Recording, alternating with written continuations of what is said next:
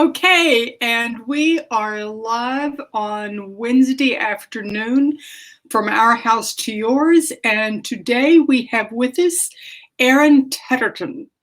Is that right? Yes. Okay, good. Who is a wonderful photographer who I've been following on Instagram. Again, I love Instagram. I've loved her work and wanted her to come on the show. And amazingly, once I posted about it this morning, I found out that we have a mutual friend in common, one of our former clients and a fellow pregnant mother with Erin. So that was kind of fun. And there she is. Kristen's watching us now. So, hey, Kristen. So, Erin, tell us a little bit about how you got to Alexandria and then how your business, which is very up close and personal because it's photography, has shifted and what changes you're making. Yeah, absolutely. So I got into photography after getting married. My husband and I have been married about 10 and a half years now. After we met, my industry didn't exist. We moved to North Carolina. We're out in the middle of nowhere. And I ended up going back to college to study art. I did a little bit of a mix of things with painting, photography, and ceramics. And photography was the thing that really stuck afterwards. So I have a 4-year degree in art. We moved up to Virginia and I started a very, very small, what I thought was going to be a side gig photography business that has bloomed into something much bigger than I ever kind of thought it would. I started with a lot of families and newborns and have grown into doing mostly weddings now. And so it's been a combination of really just telling people's story from the beginning of their love story all the way through having children. And helping to write that part of their family's history for them. For many of my clients, it does start with engagement pictures and wedding photos, and then goes on to as they start their family. I've shot a lot of different families, multiple children, newborn sessions, and have followed them now for years with their kids growing up and getting a lot bigger. So that's kind of the background on how I ended up here and what I'm doing today. There's a lot of different changes in the photography world. How many weddings did you have canceled? So I limit the number of weddings that I book every year to 15 to 20. So I work essentially every other weekend with a wedding. During the busy season, that actually means I work a little bit more, which is the fall. And then in the summer, winter, and spring, which are a little bit quieter, I have a little bit more space in between them. At this point, I have all my weddings for March, April, May, and June have now canceled or postponed or come up with a hybrid combination of things that they're doing differently. I have a couple of clients who are going to do a very, very small civil ceremony now with just themselves at the courthouse, and then plan a bigger reception either 6 months or 12 months out, which I think is a really great way for people to go ahead and start with the date that they had planned, and then celebrate that at a later time with everyone else. It might be less stressful too. Who knows? I know. I feel like it will take a lot of the pressure off for a lot of people. And there's definitely a trend to seeing some of that already, and with ceremonies that are just incredibly small, to the 2 people getting married and then an officiant and a photographer, a videographer, and that's been the sum of a lot of guest lists for the last month or so. But I know a lot of clients are still, I've been in touch with pretty much all my clients throughout the summer and trying to talk to them about what they want and making sure that they're really following through with their vision for what they want this to be. Nice. So everybody is kind of still on board, but just not exactly sure what it's going to look like. Yeah, exactly. I think most people have been just really kind of pausing and looking and waiting to see how this is really going to play out, and how they want that to affect. I think a lot of people still want grandparents to be able to celebrate with them, which I think is a huge part of people's love stories. A lot of times parents have been married for 25 or 30 years or more, and grandparents are often in the 45 or 50-year range. Weddings are often a time that you get to still celebrate those relationships and those marriages as well. And I know a lot of couples don't want their grandparents to miss out on this. Well, that makes a lot of sense. So what about, you also do a lot of newborn photography? Oh, that's the one that I'm still trying to figure out how that's going to work. I know, Yeah. for a lot of parents, that is like one of the biggest moments in their entire life. It's also a very, very personal and intimate moment, even Mhm. more intimate than having, than getting married. Most of the time when I do a newborn session, I'm the first person to come into their house after they've had the baby, and we're usually around a week to 10 days. Yeah. So it's still really early. That although most of the photography that I can do in a very socially distanced way, newborns Mhm. is the one that I haven't quite figured out what that piece of the puzzle is going to look like. Obviously, there's some options for some PPE, and then also just following, what the state of Virginia is going to come out with, and the other medical professionals that are going to have hopefully some more insight. I think the one thing that's really fortunate for a lot of parents is that, the most vulnerable communities aren't at the moment the ones that are having babies right now. Right. That just because of the age of parents, that's at least one positive thing, moving forward. So definitely looking at the data and the science behind this, and then trying to make some decisions over the next couple of weeks and months. At this point, I've suspended all my newborns until I have a little bit better idea of what that's going to look like. And the hard thing about it is they're only newborn. Yeah, yeah. The really cuddly, cozy newborn pictures are about 7 to 10 days. After that, there's a lot of chance for baby acne, and other things that don't photograph particularly well. By the time a baby's a month old, they're already really wiry and stiff, and they're just not as sleepy as they were that first week. So typically, I go to about 14 days with newborns. I've got a couple more newborns. I've got a little bit of a gap. I had several in the early part of April, and then I had a couple of weeks of gap. So fortunately for my clients personally, most of them have at least a little bit of time still to figure this out. Well, And hopefully we'll have some more answers. yeah, there's been some speculation, similar to what has happened like during blackouts in New York, that what will happen 9 months from now. So you may be inundated. I am fairly certain that any children born 9 months from now are not first children. Um, as a parent who's got a little one at home, having more children is not the top of my priority list right now. Yeah, I think everybody's going through that. So I'm fairly certain.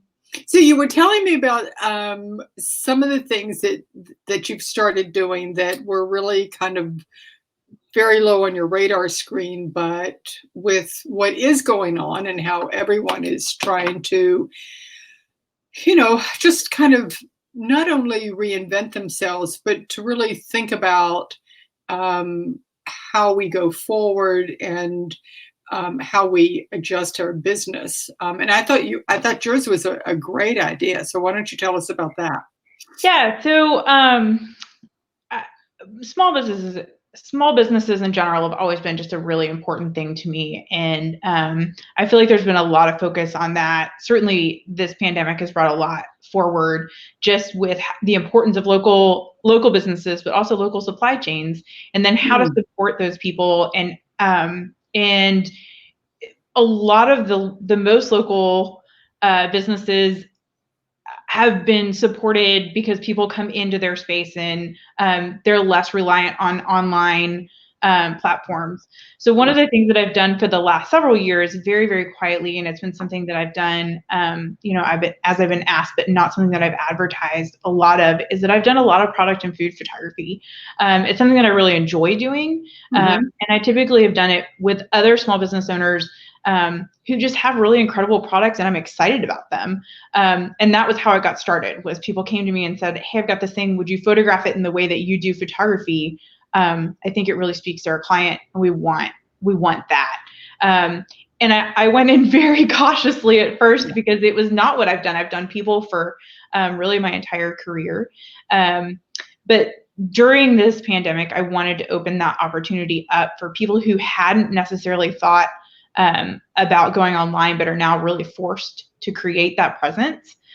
Just providing them another resource, another opportunity. I am local, and I have been able to do some drop off and pick up type product photography that I can drop. I can pick a product up, I can drop it back off to you. And then I've also opened to like other types of social distancing that would allow me to get products out to a large group of people with very, very minimal contact. Now, are you doing any food styling?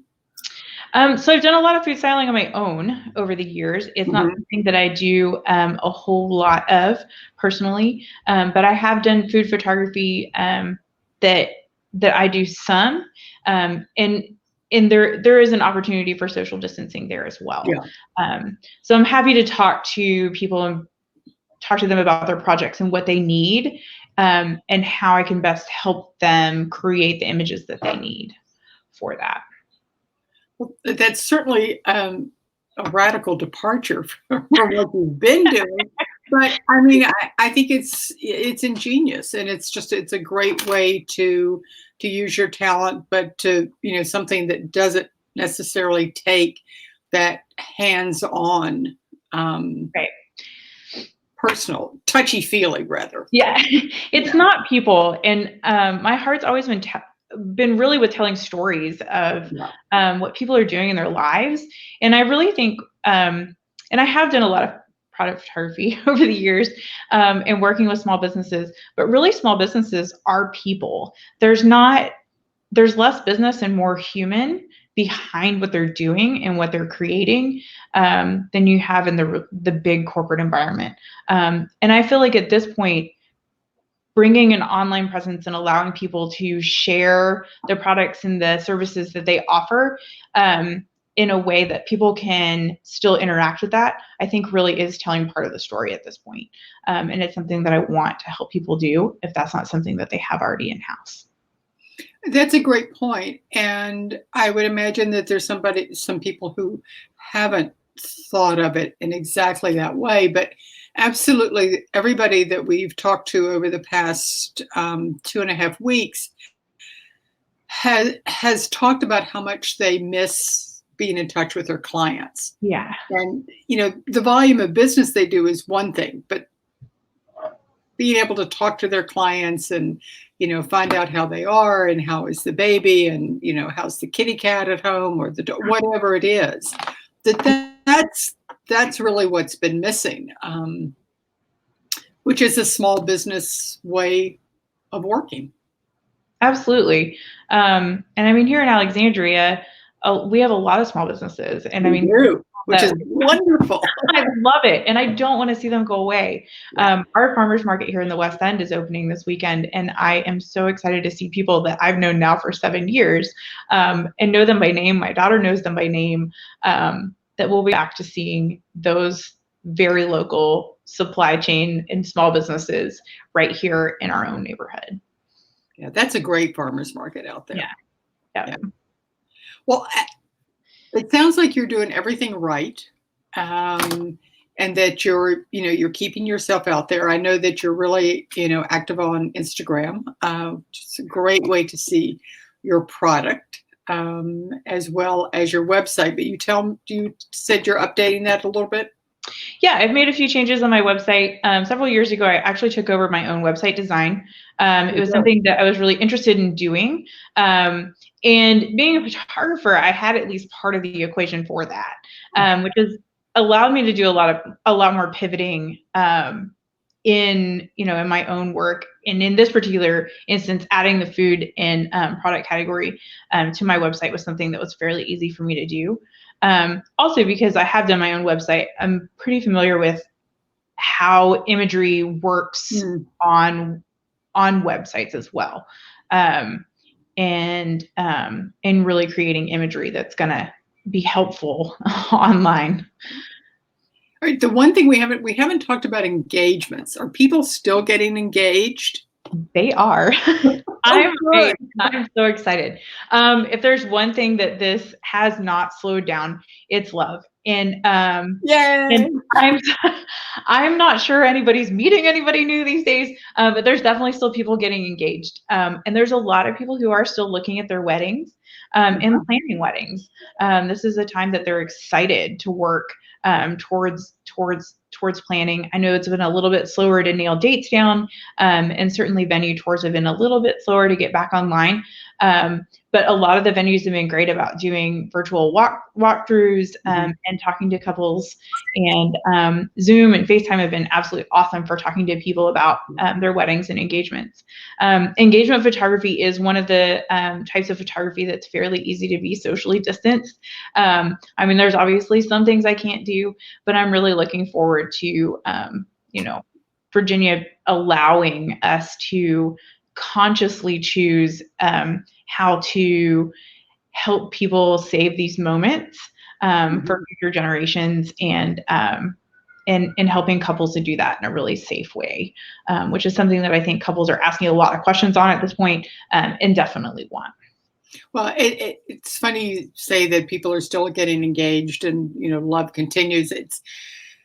Real estate's the same way. People, you might think that it's completely shut down, but we are still buying and selling houses, people. And we found creative ways to do it. Again, the virtual walkthroughs, people really understand. And if you think about it, people coming from overseas, State Department, military, have been doing that for years. And so now it kind of comes into the mainstream.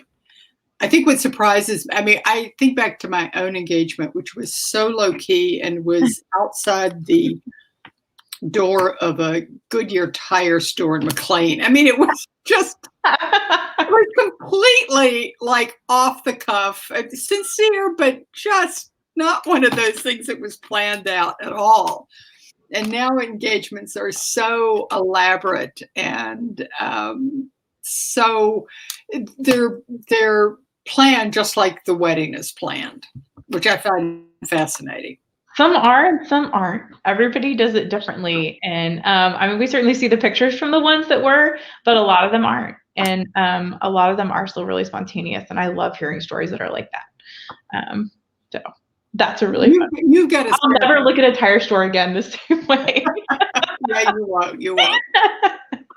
Do you have a blog attached to your website? I do. And that's another area that I've been doing a lot of work on at this point, is working on my blog and trying to provide some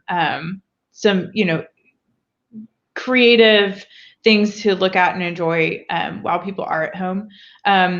I think everybody copes with things a little bit differently. And as an artist, I do tend to be really creative. And one of the things that I've done on my blog over the last couple of weeks is put some of the projects that my daughter and I have done together in creating some kind of creative things to try as well.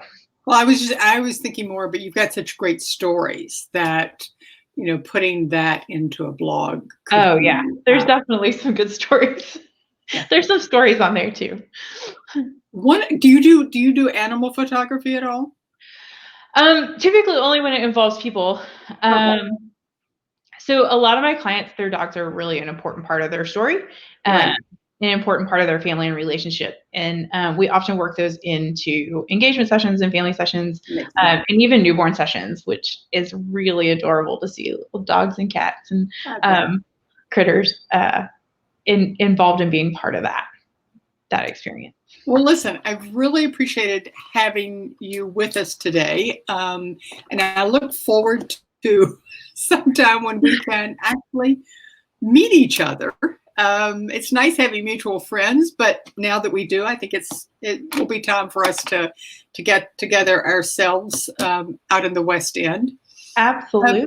But I want to ask you two questions. First is, what can you not do without right now? Oh man. I do a lot of cooking, so probably Okay. my Dutch oven. I spend a lot of time making soup, and that's been something that we've done a whole lot of over the last couple of weeks.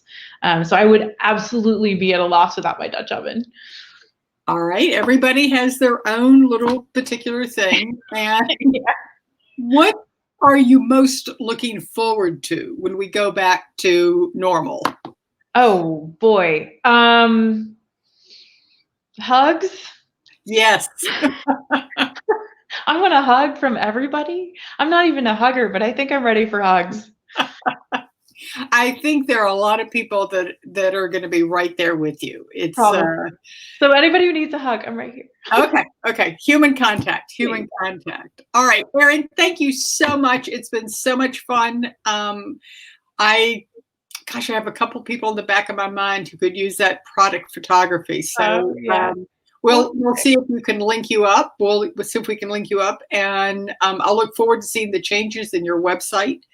Absolutely. And to see what you're doing down the turnpike. Very good. Awesome, Virginia. Thank you so much. This is such an amazing thing that you have done, featuring some other amazing local businesses, and I've enjoyed watching. It's just been a pleasure for us, and I can't think of a better way to promote Alexandria and local entrepreneurs, and to get us all through this and out the other side. Absolutely. Well, thank you so much for what you're doing, and I will look forward to meeting you soon. Okay, we'll see you later. All right. Thanks. Bye. Bye.